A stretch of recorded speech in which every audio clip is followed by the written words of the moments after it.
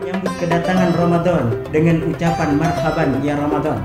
Artinya kedatangan Ramadan itu orang yang memperoleh kesempurnaan puasa adalah orang yang bisa melaksanakan puasa karena dasar tiga tadi. Pertama, karena iman. Apabila rasa cinta ini sudah timbul dalam hati kita pada Allah Subhanahu, maka di dalam kondisi yang menakutkan sekarang ini, ketika kita tenang, jiwa kita tenang, mentalitas kita tenang menghadapi situasi, kembali kepada Allah, kita mohon ampun kepada Allah, dan kita berniat sungguh-sungguh. Apa yang menjadikan tolok ukur keberhasilan seseorang melaksanakan ibadah puasa? Harus meningkatkan kualitas sabar dan ikhlasnya pada tataran aktual.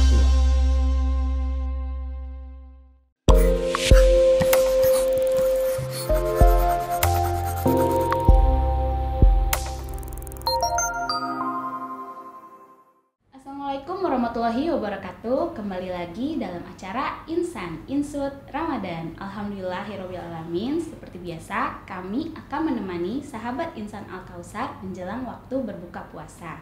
Pada hari ini, saya telah ditemani oleh Ustadz Sandria Faturrahman SPD yang akan menyampaikan tausiah bertemakan bahaya penyakit hati. Assalamualaikum Ustadz Sandria. Waalaikumsalam. Ya, kabar sehat Ustadz? Alhamdulillah sehat. Alhamdulillah sehat. Hari ini kita akan membahas tentang penyakit hati ya Ustadz ya. Sahabat Insan Al-Kausar pasti pernah mendengar apa itu penyakit hati. Penyakit hati di sini bukanlah tentang kesehatan seperti penyakit liver atau yang lainnya. Nah, kita akan membahas penyakit hati dalam Islam yang akan dijelaskan oleh Ustadz Sandria. Silakan Ustadz. Bismillahirrahmanirrahim. Alhamdulillahilladzi hadana bi 'abdihi al-mukhtari man da'ana ilaihi bil inni wa qad nadana labaika ya man dalana wa hadana sallu alaihi wa sallam alaihi wa barik alaihi wa ala alihi. Subhanaka la ilma lana illa ma 'allamtana innaka anta alimul hakim wa la hawla wa la quwwata illa billahil aliyyil azim. Rabbi a'udzu bika min hamadati syaitan wa a'udzu bika rabbi ayahdurun. Puji syukur hanya milik Allah Subhanahu wa taala yang telah memberikan kita kesehatan lahiriah dan batiniah. Yang mana ketika kita bisa menjaga lahiriah dan batiniah ini, maka rahmat Allah dan karunia-Nya hadir bagi kita semua.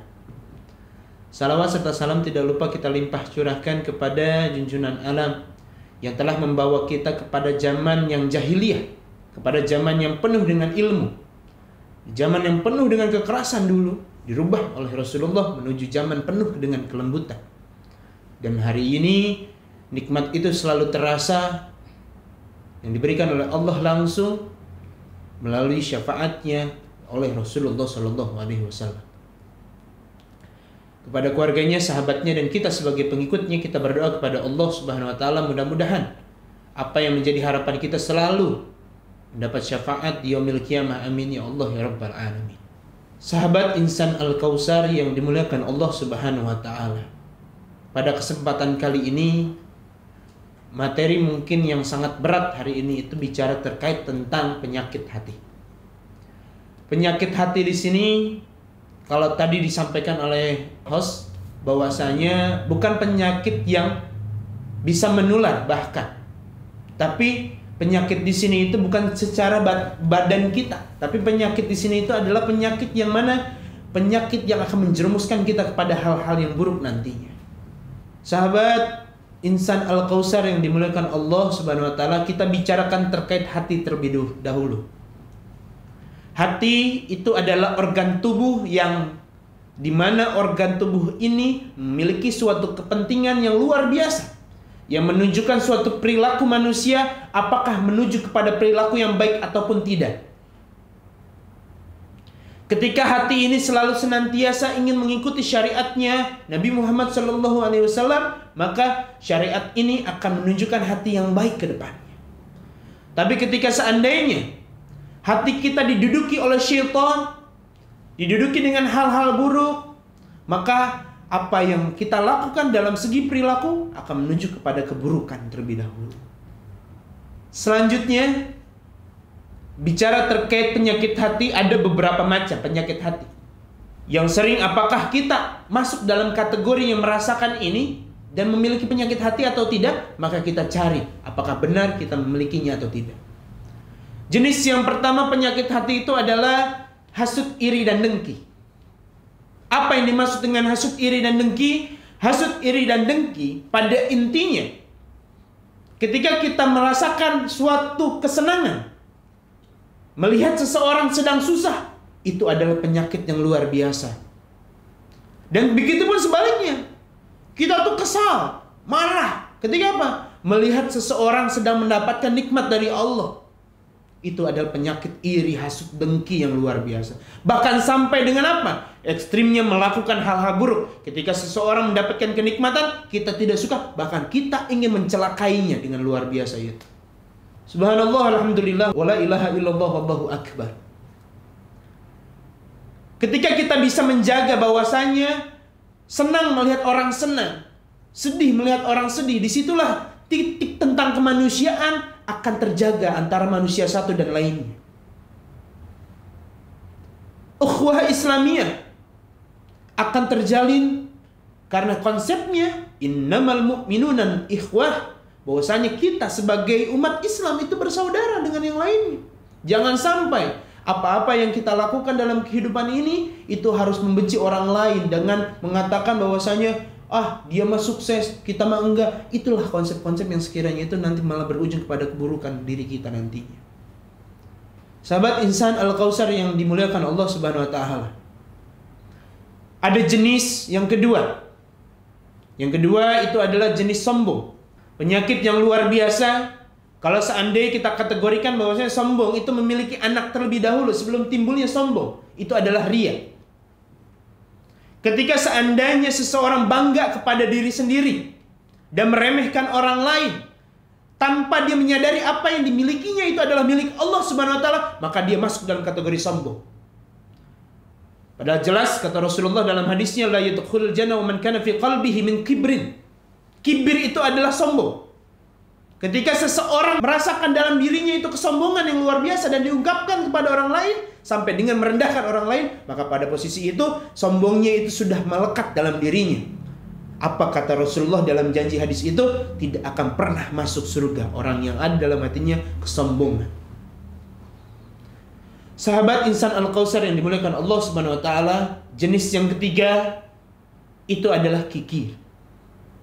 Apa kikir atau tamak? Kikir atau tamak itu tidak mau mengeluarkan harta sedikit pun. Atau kita bicarakan terkait Ramadan ini, bicara tentang zakat fitrah. Dan kita bicara tentang hal-hal yang lain. Seperti sedekah, infak. Untuk apa? Karena pada posisinya ketika kita melakukan pengeluaran untuk rezeki kita, disitulah kita membersihkan harta kita juga. Jangan sampai di antara kita semua sebagai umat muslim yang dimuliakan oleh Allah, yang dijamin surganya oleh Rasulullah, dibantu surga oleh Rasulullah pada saat itu oleh syafaatnya, jangan sampai kita melakukan hal-hal yang dibenci oleh Allah seperti hasud, iri, dengki, sombong, dan kikir. Bagaimana kalau seandainya kita sudah melakukan itu? Satu caranya, yaitu dengan bertaubat kepada Allah Subhanahu wa taala, dengan melaksanakan taubat dan merasa bahwasanya penyesalan dalam diri untuk tidak melakukan itu lagi. Karena dengan demikian, ketika kita sudah menganggap bahwasanya apa yang kita lakukan itu salah, maka disitulah karunia Allah, magfirahnya Allah, ampunannya Allah akan hadir bagi kita semua. Demikian apa yang bisa saya sampaikan. Kurang lebihnya mohon maaf dan lahir batin. Ya, terima kasih Ustadz Sandria atas tausiahnya tadi yang tadi disampaikan kepada sahabat insan Al-Kautsar. Ada sebuah kiriman video yang akan kita tayangkan berikut ini. Assalamualaikum warahmatullahi wabarakatuh. Perkenalkan, nama saya Muhammad Reno. Saya alumni MTS Al-Kautsar tahun ajaran 2018-2019. Saya ingin bertanya, apakah kebencian yang datang pada diri orang yang pernah dizalimi oleh orang lain termasuk penyakit hati? Itu saja pertanyaan dari saya, kurang lebihnya mohon maaf. Wassalamualaikum warahmatullahi wabarakatuh. Iya, bagaimana Ustadz atas pertanyaannya serta tanggapan dari Ustadz? Coba. Yang saya lihat terkait tentang apa yang dimaksud dengan kebencian dalam artian di sini itu ketika kita dizalimi khususnya. Core intinya ketika kita dizalimi itu adalah cara yang salah. Core intinya. Ketika misalkan ada timbulnya suatu zaliman, misalkan saya dizalimi oleh orang dalam artian dijahati oleh orang, maka pada posisi itu saya adalah orang yang terzalimi. Apa yang harus saya lakukan? Pertama itu adalah berdoa kepada Allah Subhanahu wa taala agar orang yang menzalimi saya diberikan hidayah oleh Allah. Itu core intinya. Tapi bagaimana ceritanya kalau seandainya kita menzalimi kembali atau kita membenci orang yang menzalimi kita? Seburuk-buruknya manusia, kalau seandainya kondisinya harus sampai dengan membenci, saya sampaikan jangan sampai kita membenci kepada orangnya, tapi kita harus membenci kepada sifat yang dilakukan. Karena dengan kita membenci sifatnya, kita pun berdoa bahwasanya supaya sifatnya itu tidak timbul kembali untuk kepada kebencian kita. Dan kita intinya apa yang kita lakukan itu ketika kita melihat hal seperti ini, jangan sampai kita mengikuti dengan hal ini, dengan kita menzalimi kepada orang lain, jangan seperti itu. Tapi contohkanlah bahwasanya dulu Rasulullah Shallallahu Alaihi Wasallam itu sering dizalimi. Ketika seandainya Rasulullah waktu itu ketika menuju kepada masjid, dilempari kotoran unta, dilempari batu sama orang Yahudi loh. Tapi apa yang dilakukan oleh Rasulullah? Yang dilakukan oleh Rasulullah ketika dia sakit datang ke rumahnya, ngasih makanan Rasulullah, dan Rasulullah pada saat itu sampai mau nyuapin makanan kepada orang Yahudi. Nangis itu orang Yahudi sampai dengan posisinya orang Yahudi itu mau masuk pada Islam. Kita bentuk dengan akhlak kita sendiri. Kita tahu ilmunya bahwasanya berbuat hal baik itu adalah hal yang penting. Maka kita contohkan hal ini kepada orang lain. Terima kasih. Mudah-mudahan ada manfaat. Berarti memang tidak boleh balas ya Ustadz ya? Ya, kalau bisa jangan dibalas. Contohkan yang baik. Nah gitu sahabat Insan Al-Kausar. Nah satu lagi ada pertanyaan dari saya. Bagaimana kalau kita tidak suka terhadap orang lain ketika ia melakukan hal buruk, Ustadz? Seburuk-buruknya manusia, apapun itu, dosanya itu akan diampuni oleh Allah Subhanahu wa taala, kecuali dosa syirik. Syirik itu adalah menduakan Allah. Seandainya, mohon maaf, saya alhamdulillah dikasih izin oleh Allah punya pegawai, punya karyawan. Seandainya saya punya karyawan, tiba-tiba karyawan saya itu melakukan hal buruk, contoh mabuk aja, minum alkohol dan lain sebagainya, apa sikap yang harus saya lakukan? Sikap yang harus saya lakukan, saya tidak akan suka dengan perilakunya.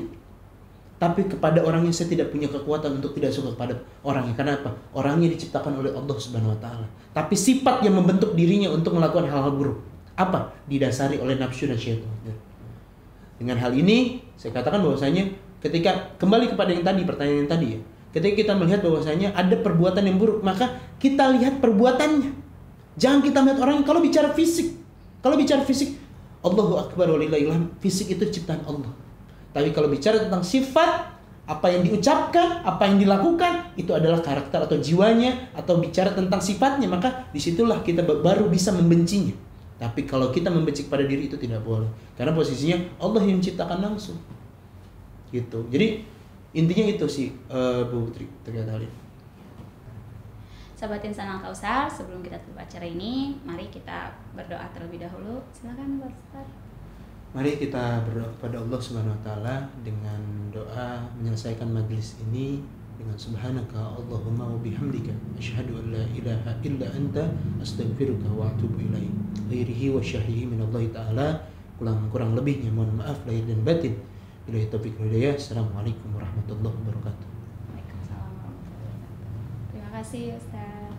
Sahabat Insan Al-Kausar, jangan lupa saksikan terus Insan Insut Ramadan Senin sampai dengan Jumat jam 5 sore selama bulan Ramadan. Dukung terus channel MTS Al-Kausar dengan cara like video ini dan subscribe. Terima kasih. Wassalamualaikum warahmatullahi wabarakatuh. ومن الناس من يقول آمنا بالله وباليوم الآخر وما هم بمؤمنين يخادعون الله والذين آمنوا وما يخدعون إلا أنفسهم وما يشعرون في قلوبهم مرض فزادهم الله مرضا ولهم عذاب أليم بما كانوا يكذبون